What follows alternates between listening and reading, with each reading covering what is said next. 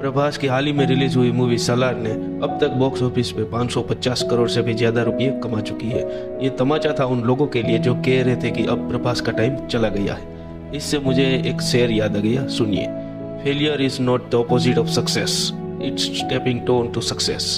सलार से पहले प्रभास की 3 मूवी आई थी, वो तीनों बिग बजट वाली मूवी थी, साहो, राधेश्याम और आदि पुरुष। ये तीनों ने बॉक्स ऑफिस पे कुछ खास काम नहीं किया, लेकिन ये तीनों मूवीज सिर्फ प्रभास के नाम पे बॉक्स ऑफिस पे 400 करोड़ से भी अधिक रुपये कमा चुकी थी। ये तीनों मूवीज फैन को पसंद नहीं आई थी, वजह चाहे जो भी हो, लेकिन ये तीनों मूवीज ने प्रभास की इमेज गिरा दी थी after the success of Baahubali. But he has return again with Salaar and the result तुम लोग देख ही लिया है। बॉक्स ऑफिस के रिकॉर्ड ब्रेक करती जा रही है सलार। हम लोग आज प्रभास की अब तक की जर्नी के बारे में बात करेंगे, so let's start the video. Prabhas का जीवन परिचय। यह भारतीय फिल्म इंडस्ट्री के सबसे बड़ी फिल्म का हिस्सा रहे हैं। उनकी फिल्म हाईएस्ट ग्रोसिंग फिल्म रही है। यह पान इंडिया के हाईएस्ट पेड एक्टर है। इनका जादू ही कुछ ऐसा है कि इनकी फ्लॉप फिल्में भी करोड़ों रुपये का बिजनेस करके जाती है। इसके साथ ही रिकॉर्ड भी बनाती है। जब भी इनके करियर की बात होती है तो उससे 2 हिस्सों में बांटा जाता है, एक बाहुबली से पहले और दूसरा बाहुबली के बाद, क्योंकि इस फिल्म ने इनकी जिंदगी को बदल के रख दिया था। ये है बाहुबली फिल्म के मुख्य किरदार प्रभास। साउथ अभिनेता प्रभास उन अभिनेताओं में से एक है जिन्होंने भारत में ही नहीं बल्कि पूरी दुनिया में अपनी एक खास पहचान बना ली है। उन्होंने अपनी फिल्म बाहुबली से पूरी दुनिया में पॉपुलैरिटी हासिल की है। प्रभास, जिनके लिए कहा जाता है कि वह नॉन कंट्रोवर्शियल पर्सनालिटी है, वह अपने काम से काम रखते हैं। प्रभास अपने फैंस के बीच जितना अपने प्रोफेशनल लाइफ को लेकर चर्चा में रहते हैं, उससे कई गुना ज्यादा वह अपनी पर्सनल लाइफ को लेकर चर्चा में रहते हैं। इसीलिए हम आपको प्रभास की रियल लाइफ और उनके परिवार के बारे में वाकिफ करवाएंगे। Early life of Prabhas. Prabhas का जन्म 23 अक्टूबर 1979 को तमिलनाडु के चेन्नई में हुआ था। प्रभास वैसे तो मराठी परिवार से संबंध रखते हैं। प्रभास यह नाम तो उनके काम से बहुत छोटा है, लेकिन इनका वास्तविक नाम वेंकट सत्यनारायण प्रभास राजू उप्पालापति है। एक बहुत बड़े जाने माने निर्माता के बेटे हैं। इनके पिता का नाम यू सूर्य नारायण राजू उप्पालापति है। इनके पिता ने अपने माता पिता द्वारा पसंद की गई लड़की शिव कुमारी से शादी की थी, जो कि एक आम लड़की थी। इनके बड़े भाई प्रमोद उप्पालापति है, जो कि साउथ फिल्म इंडस्ट्रीज में फिल्म प्रोड्यूसर का काम संभालते हैं। इनकी एक बड़ी बहन प्रगति उप्पालापति है, जो यह कहा जा सकता है कि प्रभास अपने परिवार में सबसे छोटे हैं। जब प्रभास अपने कैरियर के पीक पर थे, तब इनके पिता ने साल 2010 में दुनिया से आखिरी विदाई ले ली थी। इनके बाद से वे अपने भाई बहन और माँ के साथ हैदराबाद में रह रहे हैं। प्रभास बचपन से ही साई नेचर के रहे, यानी शर्माना। वे दोस्तों से तो अच्छी बात कर लेते थे, लेकिन अगर अचानक कोई अजनबी सामने आ जाए तो उनसे इतनी जल्दी घुलते मिलते नहीं थे। Education of Prabhas. प्रभास ने अपनी शुरुआत की पढ़ाई DNR स्कूल भीमावरम से की थी। फिर इन्होंने आगे बीटेक की डिग्री हैदराबाद के श्री चैतन्य कॉलेज से हासिल की।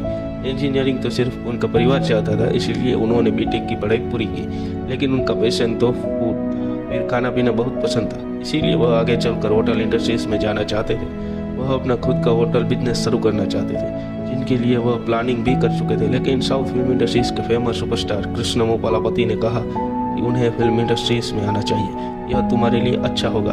उनकी राय मानते हुए प्रभास ने फिल्म इंडस्ट्रीज में अपना करियर बनाया। कृष्ण उप्पालापति और प्रभास के बीच गहरा नाता है। यह रिश्ता चाचा भतीजे का है। यह वजह भी थी कि श्री कृष्णम राजू ने प्रभास को फिल्म इंडस्ट्रीज का सुपरस्टार बनाने में बेहद मेहनत की है, जिसमें उन्हें सफलता भी मिली। Prabhas journey to film industries. 2002 से उन्होंने अपने चाचा की बात मानते हुए साउथ फिल्म इंडस्ट्रीज में प्रवेश किया। उनकी पहली फिल्म ईश्वर आई। यह फिल्म पूरी तरह से फ्लॉप साबित हुई। इस फिल्म के बाद प्रभास को अपने फिल्म इंडस्ट्रीज में आने के निर्णय पर संदेह होने लगा। इसके बाद प्रभास ने कुछ और फिल्में भी की, वह भी फ्लॉप रही। प्रभास के पिता इंडस्ट्रीज के एक बड़े प्रोड्यूसर थे, लेकिन प्रभास इंडस्ट्रीज में अपने दम पर ही आगे बढ़ना चाहते थे। असफल होने के बावजूद उन्होंने कुछ और फिल्में भी की। आखिरकार उनकी किस्मत 2004 में खुली, जब उनकी फिल्म वर्षम रिलीज हुई। इस फिल्म में तृषा कृष्णन उनकी नायिका थी, जो सबसे अधिक कमाई करने वाली फिल्म साबित हुई।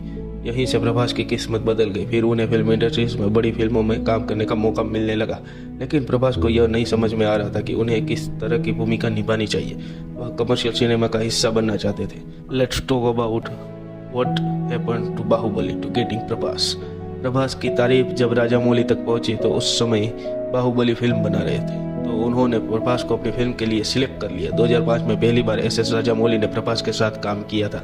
इसके बाद 10 साल बाद उन्होंने फिर से प्रभास को लेकर फिल्म बाहुबली बनाई। लेकिन बाहुबली से पहले ही प्रभास अपने लिए डार्लिंग नाम हासिल कर चुके थे। प्रभास के चाहने वाले उन्हें डार्लिंग प्रभास कहना पसंद करते थे क्योंकि उनकी डार्लिंग फिल्म बहुत ही पसंद की गई थी।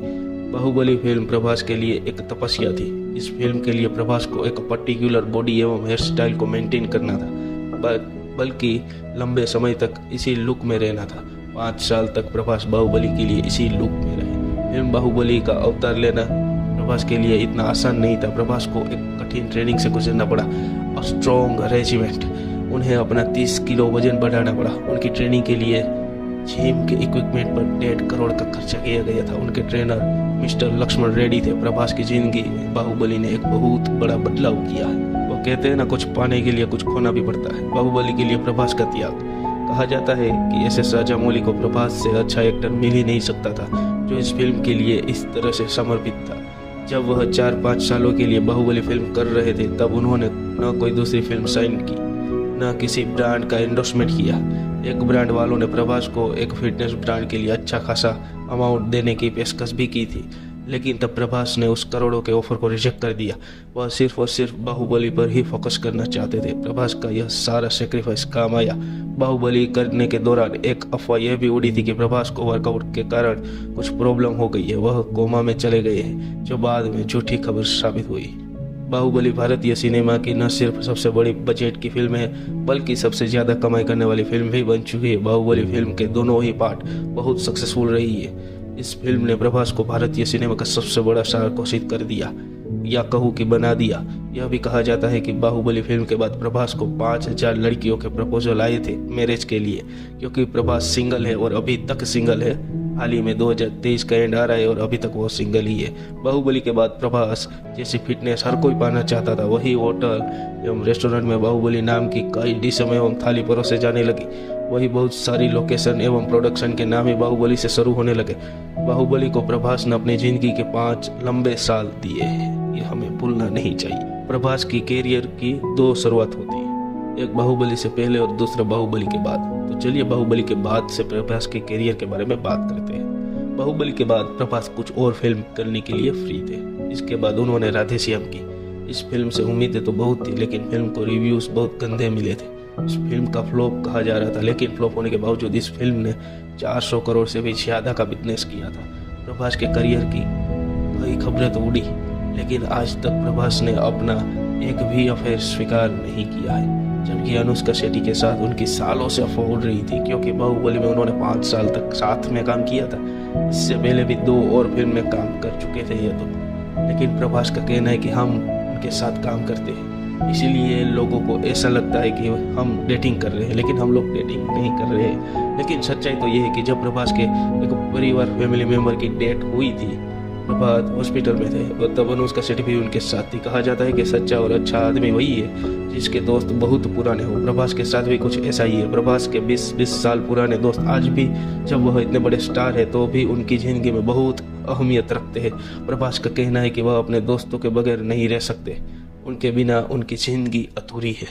आखिर में मैं इतना ही कहना चाहूँगा कि अगर आपको ये वीडियो पसंद आया तो हिस्ट्रीमैन चैनल को सब्सक्राइब कर दीजिए और इसके साथ इस वीडियो को लाइक कर दीजिए, शेयर कर दीजिए और एवं अपने व्हाट्सएप ग्रुप के जो भी आप लोग देखते हैं ऐसा वीडियो उस पर डाल दीजिए, क्योंकि हिस्ट्री है तब भी हम हैं, तो हम हैं तब भी हिस्ट्री।